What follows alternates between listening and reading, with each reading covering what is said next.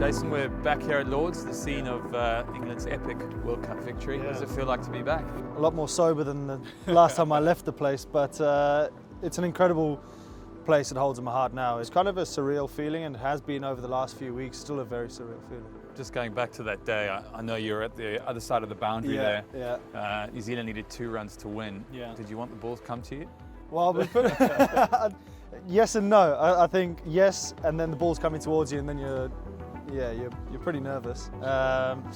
Everything went silent. The ball was going in slow motion. The only thing that seemed to be going at the same pace was the batsmen. They were running at the speed of light, and I was just seeing them in my peripheral vision, and yeah, I was bricking it really. I was at Trafalgar Square actually, so I wasn't wow. even here, and I can attest to the fact that it was unbelievable. There's 11,000 people there, people from all walks of life, different countries. So that was the best thing about the whole thing, was when we saw the videos maybe 2-3 days later of Trafalgar Square, little cricket clubs around the country, and people's elation over what just happened was probably the most heartwarming thing about the whole win.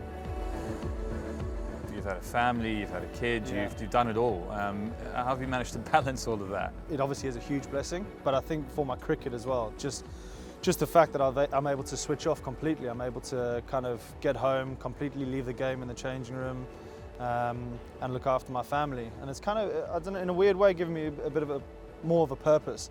I think you can kind of get wrapped up in, especially international cricket, the big bubble that you're in, and forget about the real world. And I think it's just opened my eyes up a huge amount.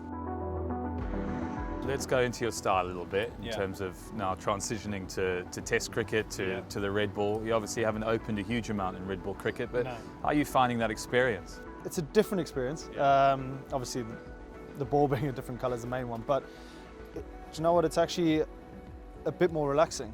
Not going out there and having to score at 6, 7, 8 and over from ball one, and just being able to go out there and just enjoy yourself. For England, it doesn't get much worse than being beaten by their great rivals Australia on home soil in an Ashes test. In terms of that first test, obviously you had a pretty poor loss in the end. I mean, you're coming into the second test here. Are there a couple of changes you might make, or any tactical changes? I did that in the second innings. Obviously, I had a bit of a, I don't know, I wouldn't say rush of blood, but there was a lot of thought behind the shot. It just didn't come off, but I really enjoyed it out there. It was a good battle. They were getting stuck into me, bowling some good deliveries, and I really, really enjoyed it, and I'm enjoying the craftsmanship behind Test cricket so far. I had the fortunate pleasure of opening the batting with Alistair Cook, walking down through the long room. I know you're going to do that hopefully on Wednesday if the rain stays off, but doing it with one of your good mates, Rory Burns, how's that going to feel? Incredible. We obviously did it here against Ireland, and I can't imagine what it's going to be like against Australia.